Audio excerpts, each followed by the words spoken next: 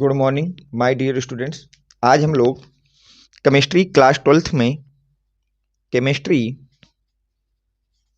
Twelfth में जो हम अपना मॉडल पेपर सॉल्व कर रहे थे बेटा 2024 का, जो कि आपको बोर्ड की तरफ से प्रोवाइड कराया गया है, उसका पार्ट 2 देखेंगे। पार्ट 1 हम लोग सॉल्व कर चुके हैं। आज हम लोग पार्ट वी की बात करेंगे कि आगे के जो क्वेश्चन है उनको आप किस तरह से सॉल्व करेंगे। जैसे हम लोग बेटा सेकंड के बी ऑप्शन तक हो चुका था, अब हमारा क्वेश्चन है सेकंड का सी।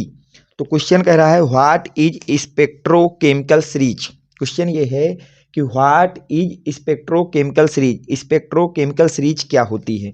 तो देखिए ये भी 2 मार्क्स का क्वेश्चन है, तो इसका आंसर देखिए किस तरह से आपको लिखना होगा। Spectrochemical series arrangement of ligand on the basis of their ligand field strength.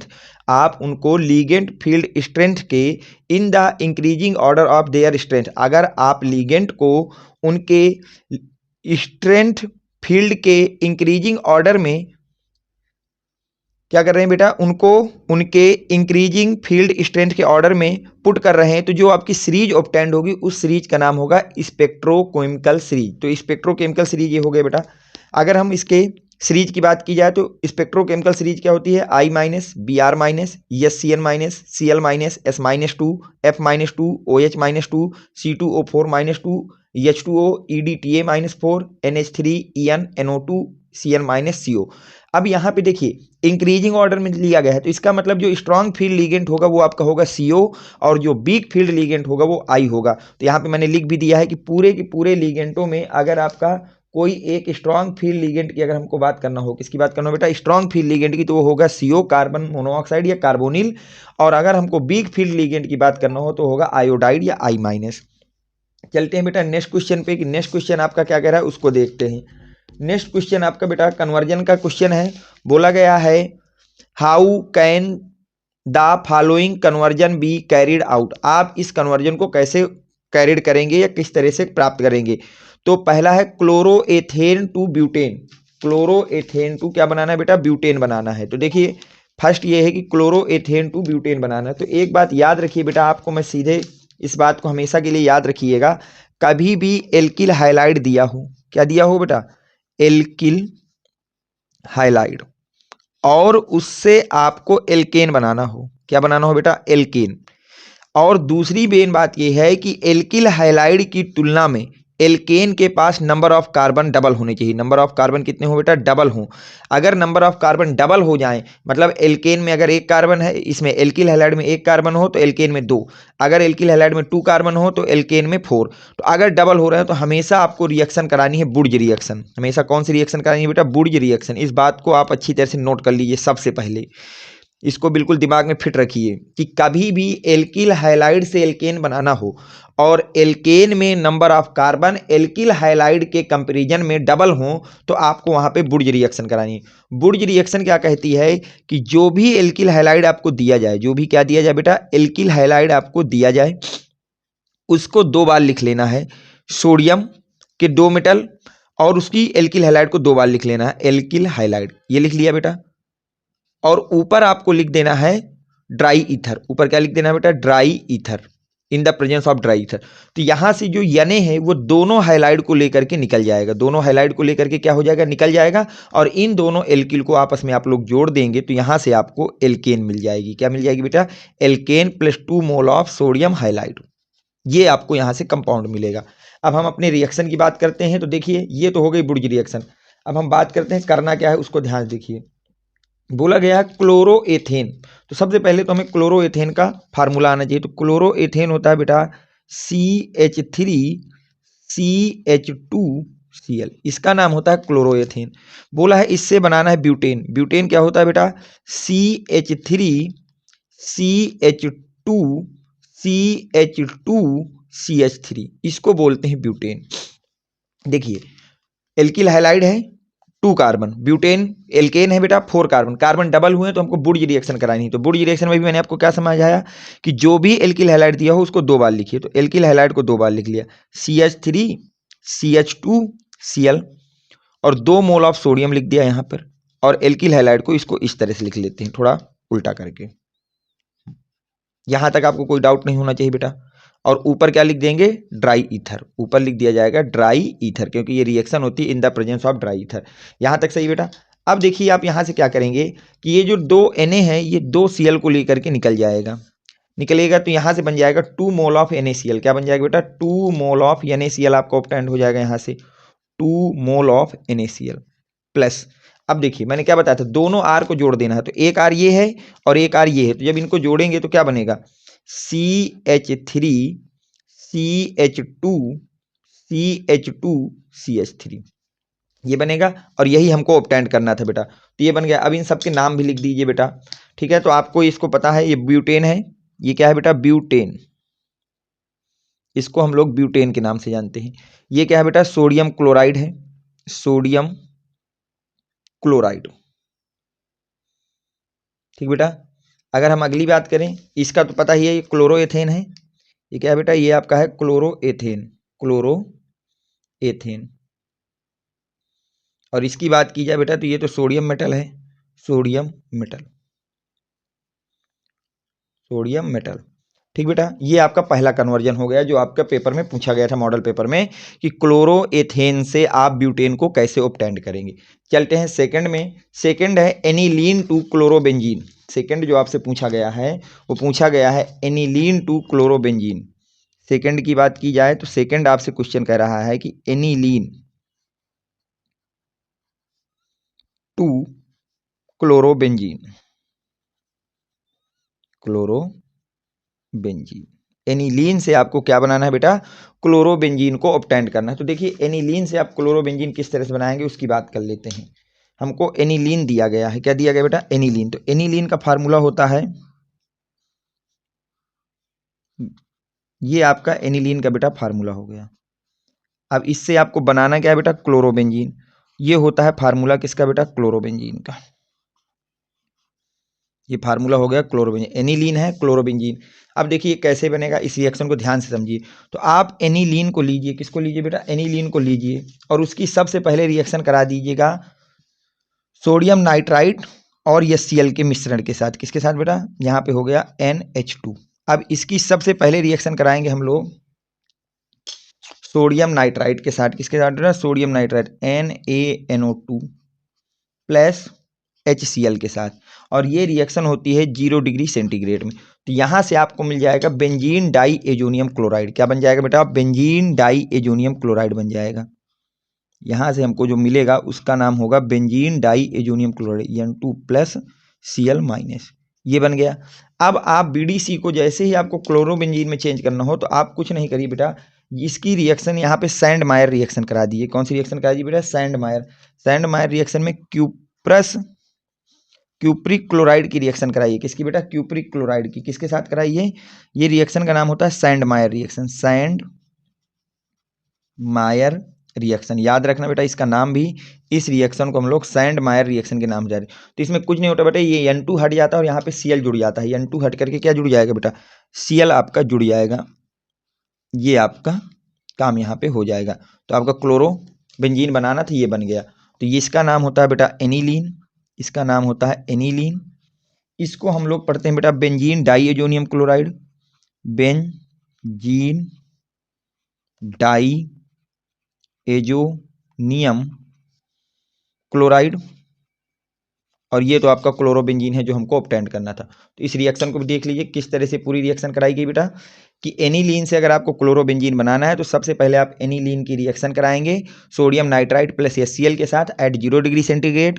तो वहां से हमको मिलेगा बेंजीन डाई एजोनियम क्लोराइड। वहां से हमको क्या मिलेगा बेटा, बेंजीन डाई एजोनियम क्लोराइड मिलेगा, और उस बेंजीन डाई एजोनियम क्लोराइड में आप सैंड मायर रिएक्शन के थ्रू क्लोरोबेंजीन को बना सकते हैं।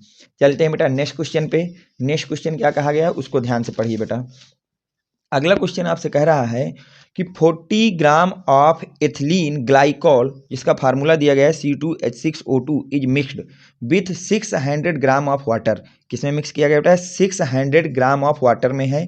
कैलकुलेट, तो आपको कैलकुलेट करना है द फ्रीजिंग पॉइंट डिस्पर्जन और the freezing point of the solution. ये दो चीजें आपको फाइंड आउट करनी है। तो चलते हैं बेटा क्वेश्चन नंबर 3 का ए।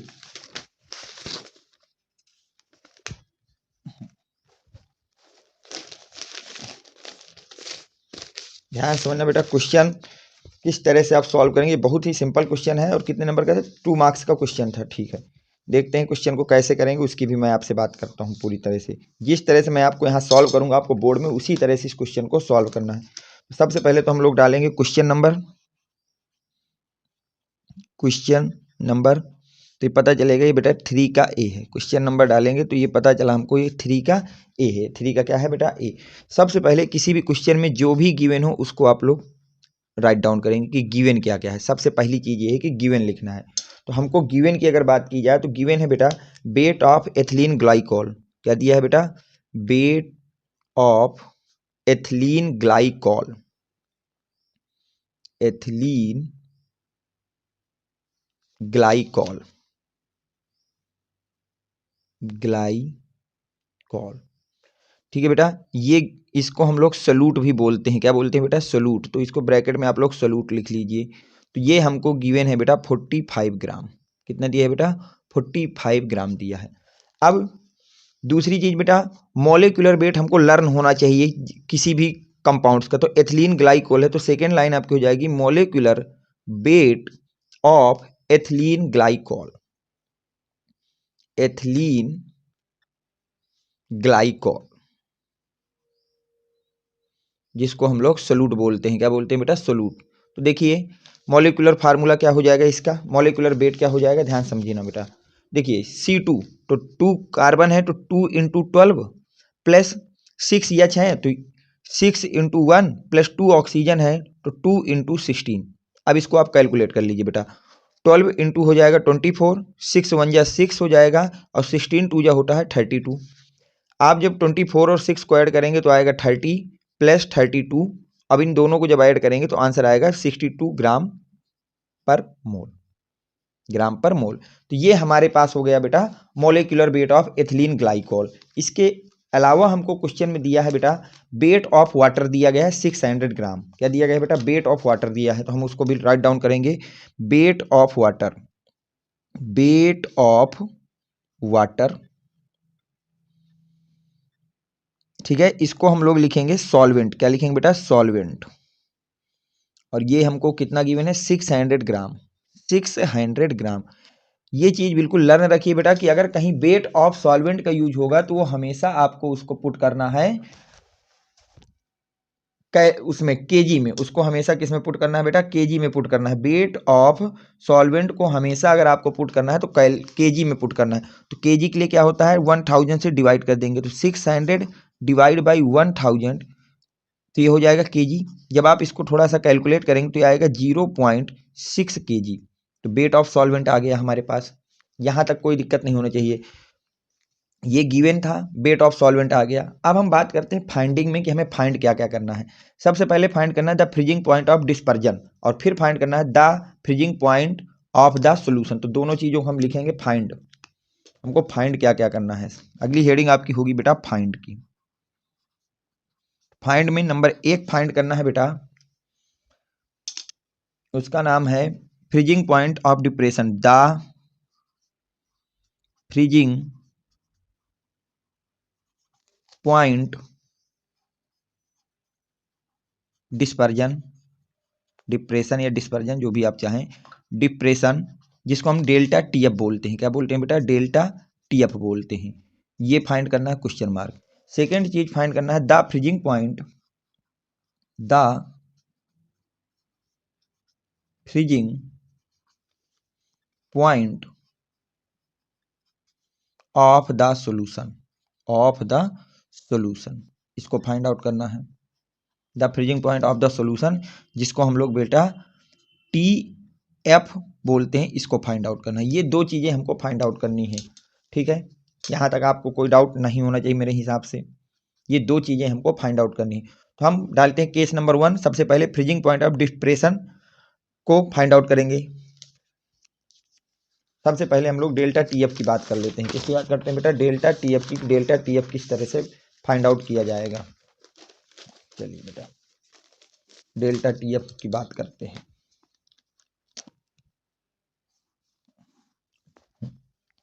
अब देखिए डेल्टा टीएफ आपका किस तरह से फाइंड आउट किया जाएगा। केस नंबर 1 हम डाल देते हैं।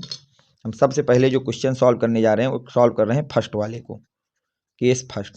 और है क्या बेटा, द फ्रीजिंग पॉइंट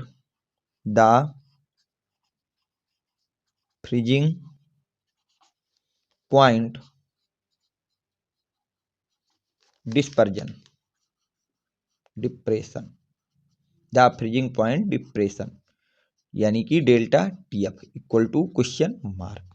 ठीक है, तो अब हम लोग यूज करेंगे by using the formula of freezing point depression, by using the formula of freezing point depression,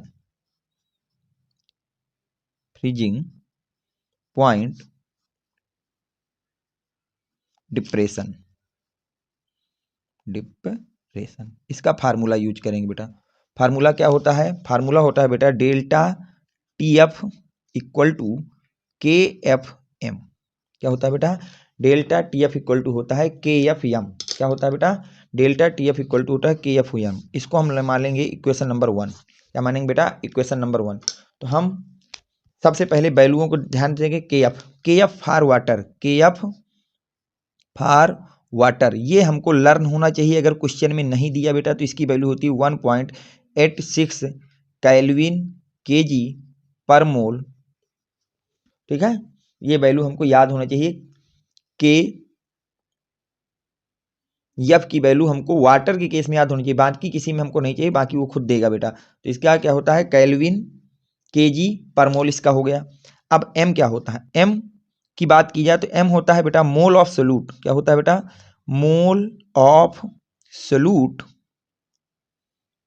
divide by weight of solvent in KG, weight of solvent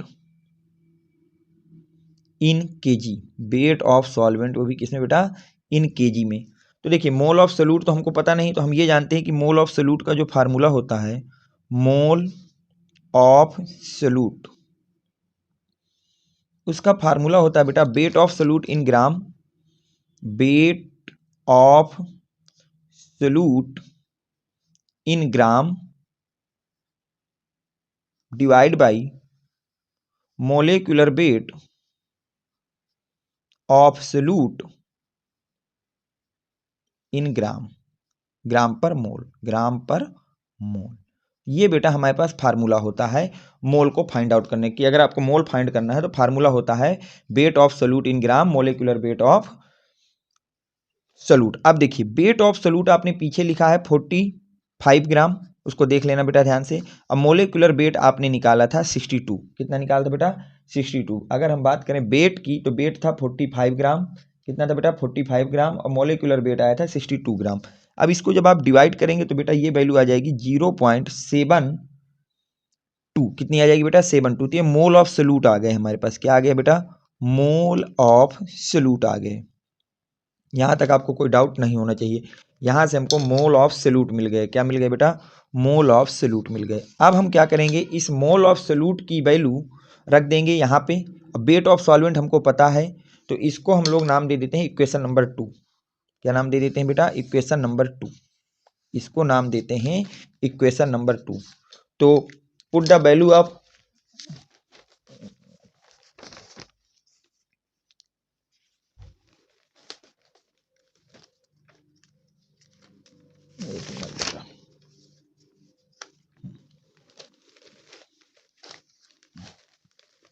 अब देखिए क्वेश्चन आगे कैसे सॉल्व होगा बेटा।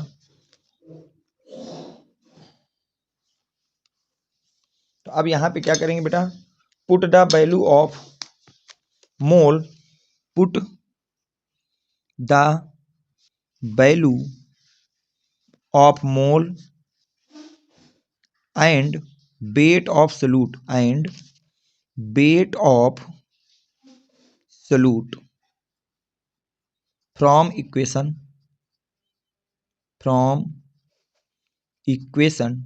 2। आप इसकी वैल्यू किसमें पुट करेंगे, इक्वेशन 2 में। तो इक्वेशन 2 क्या है, m इक्वल टू मोल की जगह आ जाएगा 0.72 डिवाइड बाई 0.6, कितना आ जाएगा बेटा 0.6। एक मिनट हम लोग मोल को देख भी लेते हैं कि मोल यही है कि नहीं।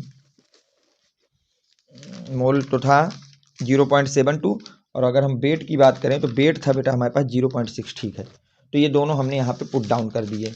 यहाँ तक आपको कोई डाउट नहीं होना चाहिए कि आपका ये वैल्यू लिख दी गई। अब इसको क्या करिए बेटा, डिवाइड कर दीजिए। इसको क्या करिए बेटा, डिवाइड कर दीजिए कि 0.6 से जब आप इसको डिवाइड करेंगे तो ये वैल्यू आ जाएगी आपके सामने बेटा 1.2 मोल पर केजी, मोल पर केजी।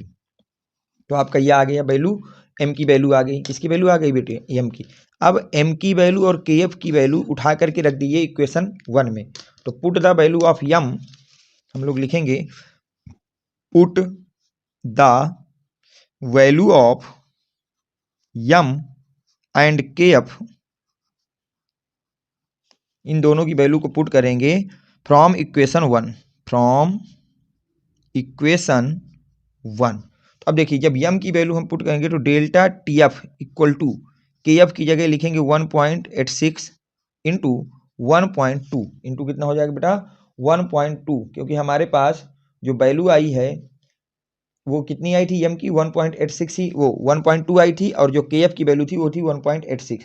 तो जब आप इसको कैलकुलेट करेंगे और मल्टीप्लाई करेंगे तो ये वैल्यू आ जाएगी 2.25 degree centigrade delta T F. ये पहला आंसर आपका आ गया।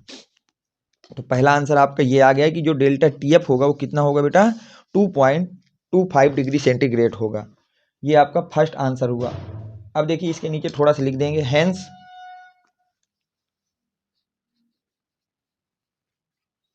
The freezing point, the freezing point depression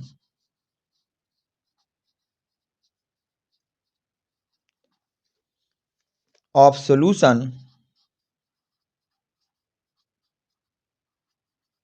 is कितना हो जाएगा बेटा 2.25 डिग्री सेंटीग्रेड। ये आपका फर्स्ट का आंसर हो गया पूरा। ठीक है, अब चलते हैं बेटा सेकंड में। सेकंड आपसे क्या बोला गया है क्वेश्चन के, सेकंड आपसे कह रहा है, यहाँ से देखिए सेकंड केस की अगर हम लोग बात करें तो उसने बोला है the freezing point of the solution. क्या पूछा है बेटा, the freezing point of the solution. तो हम लोग यहाँ लिखेंगे कि the freezing point of the solution, of the solution, जिसको हम लोग क्या बोलते हैं बेटा, टीएफ बोलते हैं। क्या बोलते हैं, टीएफ। ये हमारे पास क्वेश्चन है। यहाँ तक आपको कोई डाउट। अब इसको देखिए कैसे हम लोग सॉल्व करेंगे, इसकी सॉल्यूशन देखते हैं। तो हम लोग लिखेंगे वी नो डैट, वो मैं आगे से लिख देता हूँ ताकि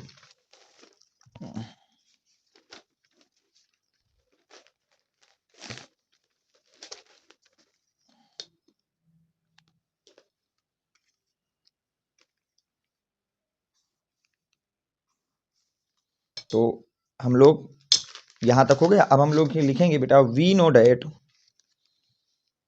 वी नो डैट क्या बेटा कि डेल्टा टीएफ जो होता है, क्या होता है बेटा, डेल्टा टीएफ वो इक्वल होता है टीएफ नॉट माइनस टीएफ के। किसके इक्वल होता है बेटा, टीएफ नॉट माइनस टीएफ के। ठीक है, और TF for water, TF not का मतलब होता है freezing point, point of solvent, of solvent. क्या होता है बेटा, सॉल्वेंट। और इस क्वेश्चन में हमारा जो सॉल्वेंट है वो है वाटर। वो क्या है बेटा, वाटर। और वाटर के केस में वैल्यू हमको दी भी जा सकती है और नहीं भी दी जा सकती। तो वाटर के केस में याद रखना बेटा फ्रीजिंग पॉइंट होता है 0 डिग्री सेंटीग्रेड। कितना होता है बेटा, 0 डिग्री सेंटीग्रेड। अब वैल्यू पुट कर दीजिए तो टीएफ की जगह लिख देना है 2.25 डेल्टा टीएफ की जगह बेटा, और टीएफ होता है 0.0 डिग्री सेंटीग्रेड माइनस का टीएफ, ये हो जाएगा। अब अगर टीएफ को इधर लाते हैं बेटा तो टीएफ इक्वल टू हो जाएगा माइनस का 2.25 डिग्री सेंटीग्रेड, माइनस का 2.25 डिग्री सेंटीग्रेड। ये आपका आंसर आ गया। Hence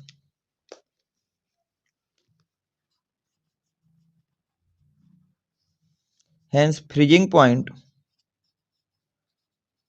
freezing point of the solution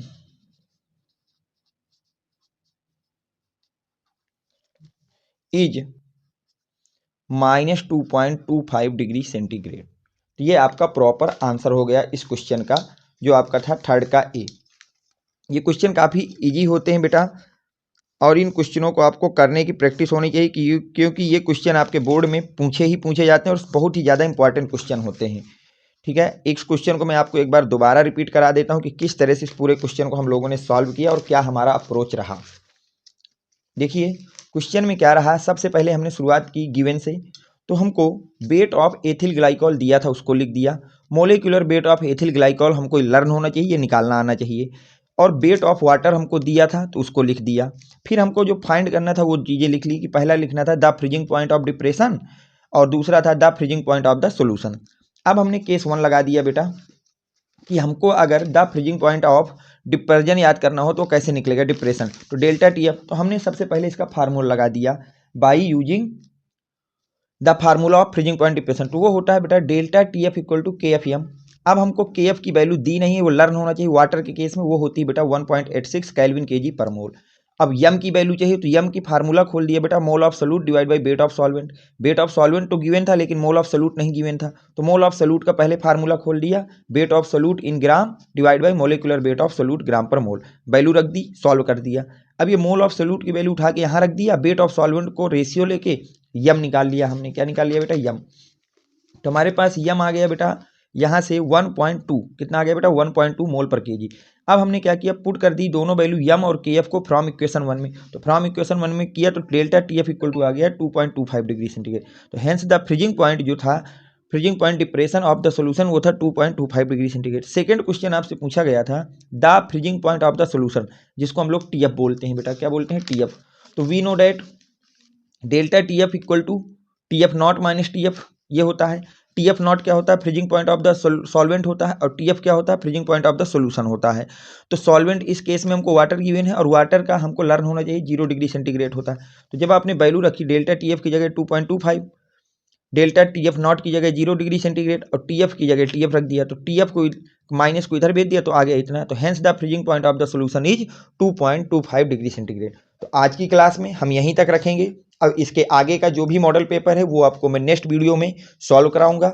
अगर वीडियो आपको पसंद आया हो तो वीडियो को लाइक करें, चैनल को सब्सक्राइब करें। अब देखिए दूसरी मेन चीज़ जो है इस वीडियो में बेटा आप ध्यान रखिए कि जो बच्चे अभी तक हमारे टेलीग्राम चैनल से नहीं जुड़े हैं वो बच्चे 7880960882, ये मेरा व्हाट्सएप नंबर है। इस नंबर पे अपना नेम, क्लास का नेम और डिस्ट्रिक्ट का नेम लिख करके मुझको प्रोवाइड करा देंगे, जहां से मैं आपको टेलीग्राम चैनल की लिंक भेज दूंगा, जहां पर जा करके आप अपने सब्जेक्ट से रिलेटेड इंपॉर्टेंट नोट्स या अपने एग्जाम से रिलेटेड कोई भी इंपॉर्टेंट इन्फॉर्मेशन को ऑब्टेन कर सकते हैं।